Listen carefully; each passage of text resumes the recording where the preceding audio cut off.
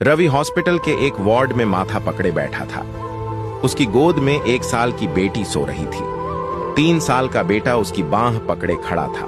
पास में ही उसकी पत्नी बेड पर लेटी हुई थी। पत्नी को बीमार हुए 1 महीना हो गया था, मगर अभी भी वह गंभीर रूप से बीमार थी। पत्नी बीपी लो होने के कारण बेहोश हो गई थी। हॉस्पिटल लाने के 2 दिन बाद उसे होश आया था, मगर इतनी देर तक बीपी लो रहने के कारण हार्ट, फेफड़े, किडनी और अन्य अंगों का बुरा हाल हो गया था।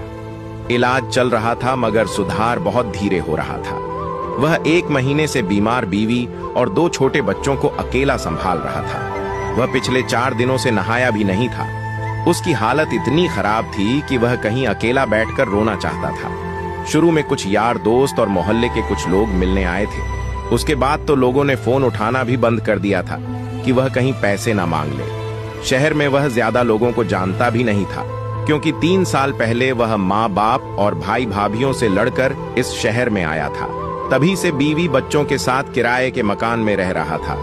घर में कोई बीमार पड़ता है तब सगे संबंधी और रिश्तेदार ही काम आते हैं। रवि तो ससुराल वालों से भी लड़कर बैठा था। 2 रुपए कमाने क्या शुरू किए, घमंड में अपनों से ही दूरी बना बैठा था।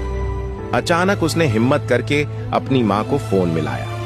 पूरी घंटी जाने के बाद भी माँ ने फोन नहीं उठाया। फिर दूसरी बार फिर से कॉल किया तो माँ ने फोन काट दिया। उसे याद आया 3 साल पहले जब माँ से लड़कर आया था। तब उसने कहा था, तुम सब मेरे लिए मर चुके हो, मैं तुम लोगों का मुंह भी नहीं देखूंगा। माँ के फोन काटने पर वह निराश हो गया। उसकी आंखों में आंसू निकल आए। पास ही बेड पर सोई पत्नी टुकुर टुकुर देख रही थी। पति को रोते देखा तो उसकी आंखों में भी आंसू निकल आए। रवि ने सोचा, पापा को फोन मिलाऊं, मगर पापा और बड़े भाइयों से बात करने की उसकी हिम्मत नहीं थी। एकमात्र माँ ही वो कड़ी थी जिससे वह बात कर सकता था। मगर माँ ने फोन काट दिया था। उसने एक बार और आखिरी कोशिश करने के लिए माँ को फोन मिला दिया। इस बार माँ ने फोन उठा लिया। माँ बोली, क्या है, हम लोग तो तुम्हारे लिए मर गए हैं, अब हमारे जीवित श्राद्ध करने के लिए फोन कर रहा है क्या? माँ की आवाज सुनते ही उसका सब्र जवाब दे गया।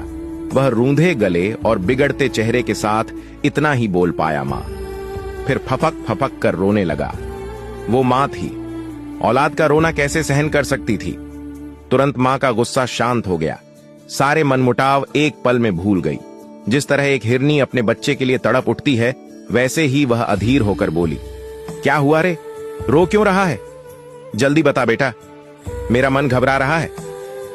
मां के वात्सल्य भरे शब्दों को सुनकर वह जोर जोर से रोने लगा। वार्ड में दूसरे मरीज और उनके परिजन उसकी तरफ देखने लगे। मां अनर्थ के डर से बार बार पूछ रही थी, क्या हुआ बेटा, जल्दी बोलना। वह रुलाई रोकते हुए रूंधे गले से बोला, मां, तेरी बहू 1 महीने से हॉस्पिटल में भर्ती है। उसे और बच्चों को संभालते संभालते थक गया हूं मां। मां बोली, तू अकेला कहां है रे, हम है ना। अभी तेरा बाप जिंदा है, मां जिंदा है। 3 बड़े भाई हैं, भाभियां हैं। बताने में तुमने इतनी देर क्यों कर दी बेटा? तू अब फिक्र मत करना, 2 घंटे में सबको लेकर आ रही हूं, तू हिम्मत रखना। आज बरसों बाद उसे मां के वचन अमृत तुल्य लगे। शरीर में जान आ गई, ऐसे लगा जैसे अब सब कुछ ठीक हो जाएगा। वह खड़ा होता हुआ पत्नी से बोला, अब तू बिल्कुल ठीक हो जाएगी, मां आ रही है।